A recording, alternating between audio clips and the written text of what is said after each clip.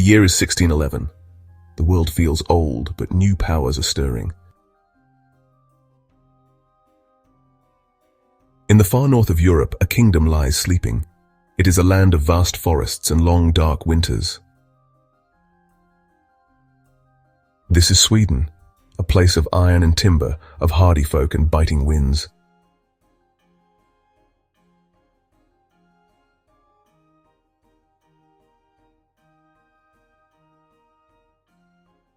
To the great empires of the south, it is a backwater, a fringe territory, poor and sparsely populated.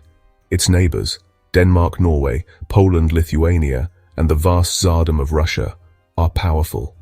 They press in from all sides.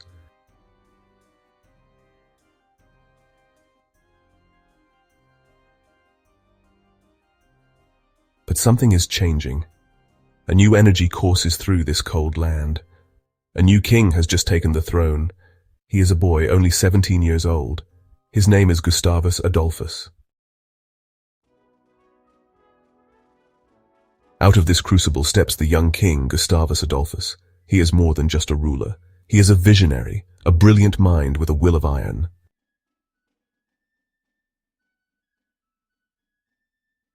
He starts not with armies, but with the foundations of the state itself. He reforms the government, making it more efficient. He streamlines the tax system, ensuring a steady flow of revenue to fund his ambitions.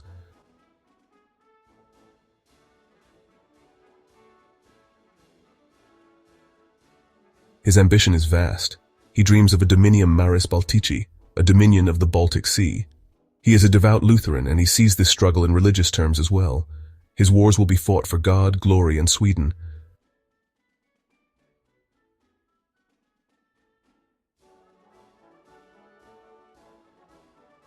He first turns his attention to the east. In a series of cunning campaigns, he pushes back the Russians. He forces them to sign a harsh treaty.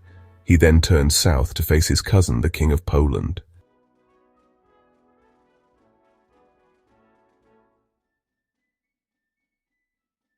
This long conflict becomes a training ground. It is the forge where the legendary Swedish army is hammered into shape. Gustavus Adolphus is no longer just a king. He has earned a new name. They call him the Lion of the North.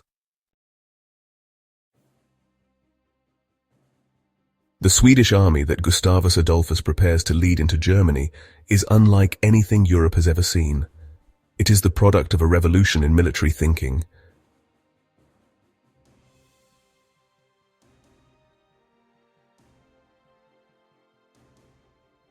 At a time when most armies are composed of unreliable, ill-disciplined mercenaries, the Swedish army is different. It is a national army. Its soldiers are conscripted from the Swedish and Finnish peasantry. They fight not just for pay, but for their king, their country, and their faith.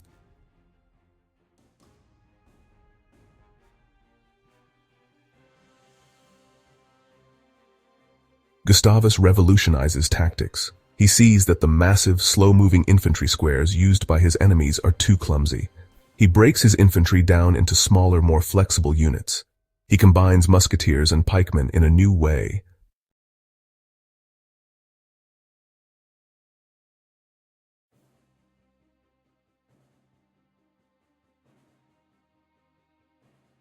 Artillery is another key to his success.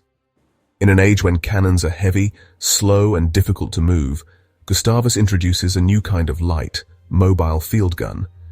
He can blast holes in the enemy's formations at close range, creating openings for his infantry and cavalry to exploit.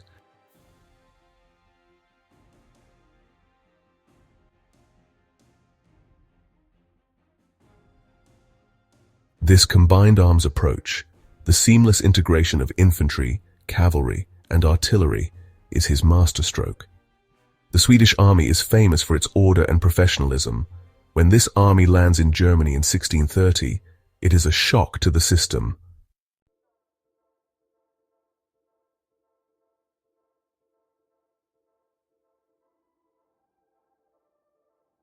In the summer of 1630, the Swedish storm makes landfall in Pomerania.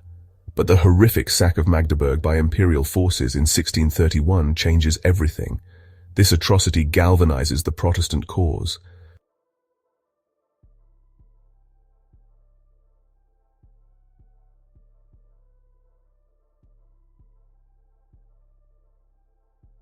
The two armies meet at Breitenfeld, near Leipzig, on September 17, 1631. Early in the battle, the Imperial cavalry smashes the Allied Saxon forces, who flee the field.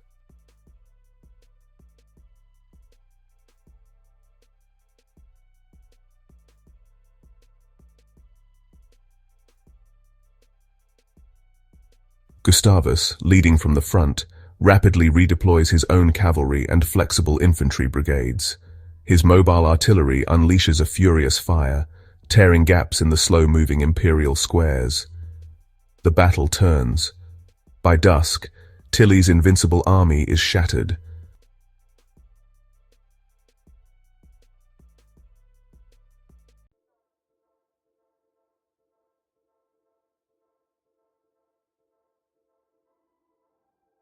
The victory at Breitenfeld opens the way into the heart of Germany.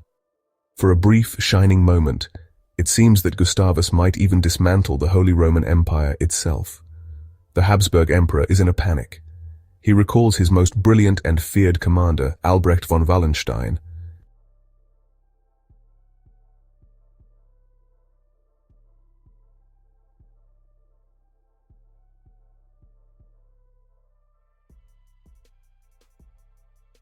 The two great generals finally meet at Lutzen in November 1632. Gustavus, as always, leads his cavalry from the front. But in the swirling mist and chaos, he becomes separated from his men. He is shot multiple times and falls from his horse, killed in the mud and smoke. His army, hearing of his death, fights on with a terrible fury to avenge their fallen king. The Lion of the North is dead.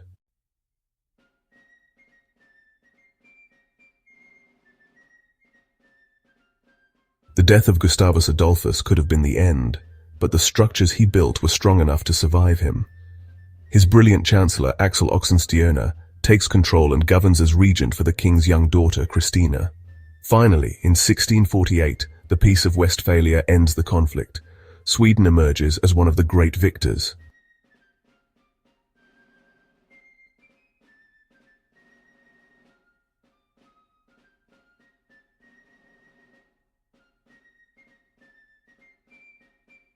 Under Queen Christina and later her cousin Charles X Gustav, the expansion continues.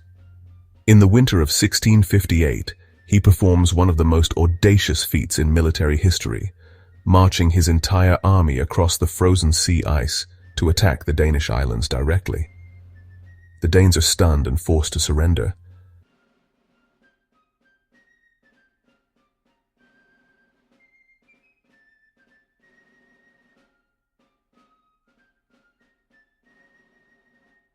This is the height of the Swedish Empire. Sweden is now the third largest country in Europe by land area after Russia and Spain. The Baltic Sea is, for all intents and purposes, a Swedish lake. Stockholm, once a provincial town, is transformed into an imperial capital.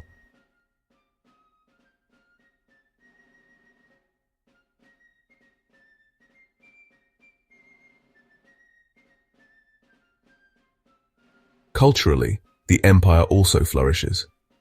Uppsala University becomes a major center of learning. For a few glorious decades, this small nation from the north stands as a true European great power, its blue and gold flag recognized and respected from the courts of Paris to the palaces of Vienna. It is a golden age, built on iron and steel.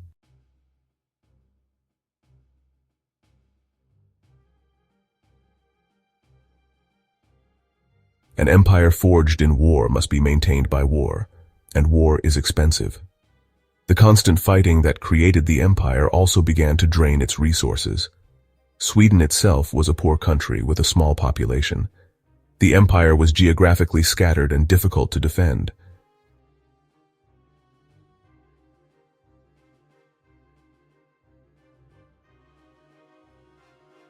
The very success of the Swedish army created enemies on all sides. Denmark, Poland, and Russia were all defeated, but they were not destroyed. They were waiting for a moment of weakness. Queen Christina's lavish spending and eventual abdication in 1654 caused a political crisis.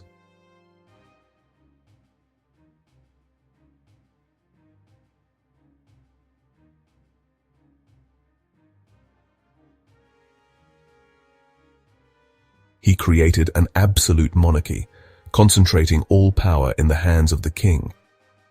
This system placed an immense burden on the shoulders of one man. He created the allotment system, which provided Sweden with a superb army for the next century, but it also militarized the entire society. By the end of the 17th century, Sweden was at peace, but it was an exhausted peace.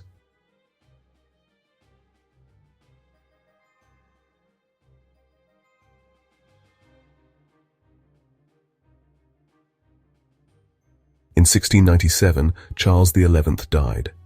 His crown passed to his son, who was only 15 years old. His name was Charles XII. Sweden's enemies saw their chance. A boy was on the throne.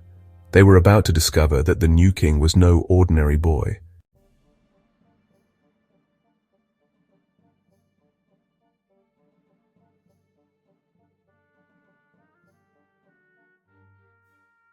Charles XII was a king unlike any other. He was ascetic, single-minded, and possessed of almost superhuman courage and endurance. When the coalition declared war on Sweden in 1700, they expected to face a frightened teenager. Instead, they unleashed a military prodigy.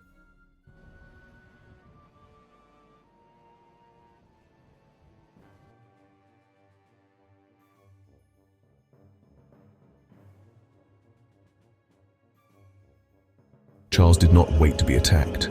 He immediately went on the offensive. In a bold amphibious assault, he landed his army just outside Copenhagen. The Danes capitulated within weeks. He then faced the massive Russian army besieging Narva. The Swedes advanced, hidden by the snowstorm, and crashed into the Russian lines. The result was one of the most astonishing victories in military history.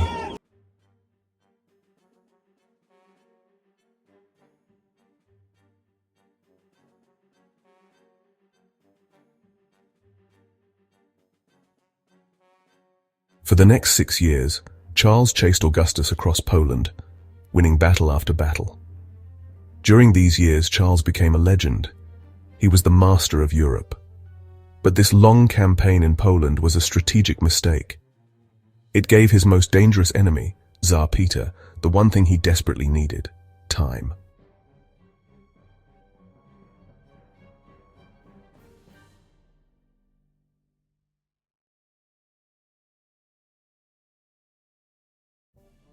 While Charles was bogged down in Poland, Peter was rebuilding his army and building St. Petersburg on Swedish land. By 1707, Charles finally recognized the true threat. He gathered his magnificent army and turned east. He was going to march on Moscow. But Peter employed a scorched earth policy, burning villages and destroying crops.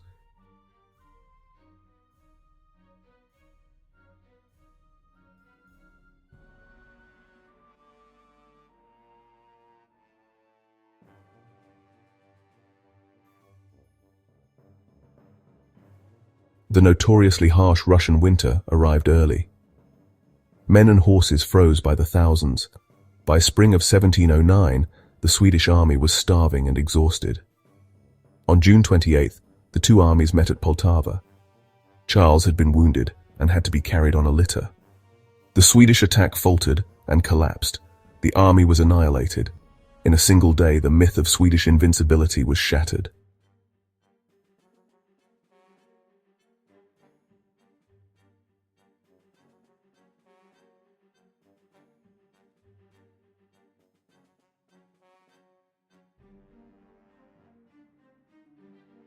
Charles barely escaped, fleeing into the Ottoman Empire. The news of Poltava electrified Europe.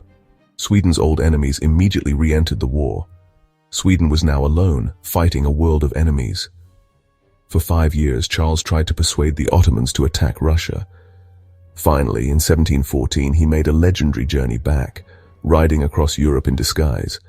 But even with everything lost, he refused to make peace.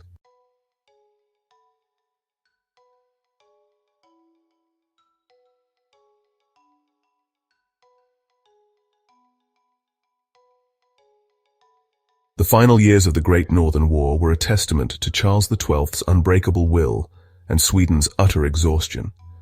He fought on for 4 more years, launching a surprise invasion of Norway in 1718. It was during the siege of Frederikston that Charles was struck in the head by a projectile and killed instantly. The Meteor King was gone.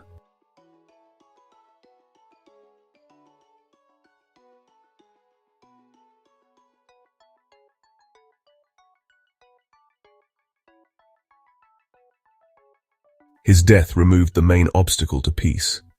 The Treaty of Nystad, signed with Russia in 1721, was the formal death certificate of the Swedish Empire. Sweden was forced to cede its Baltic provinces and parts of Finland to Russia. Russia, under Peter the Great, had decisively replaced Sweden as the dominant power in Northern Europe.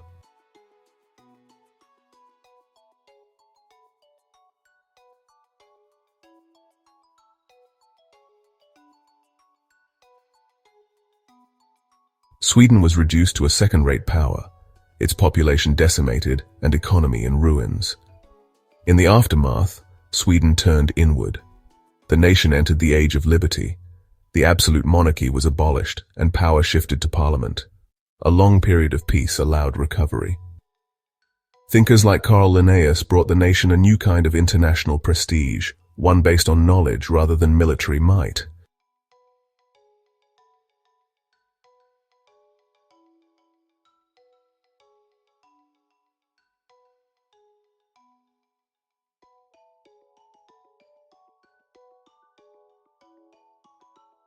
The legacy of the empire was complex.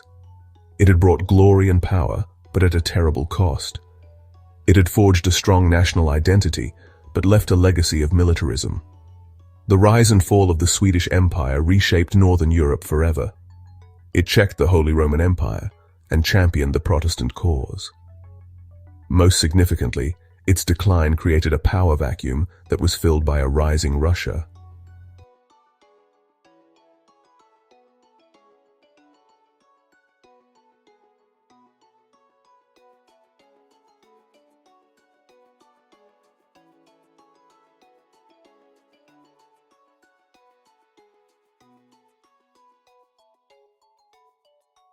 The story of this empire is a dramatic reminder of how a small, determined nation can rise to incredible heights, and how the fortunes of war and the decisions of a few key leaders can change the course of history.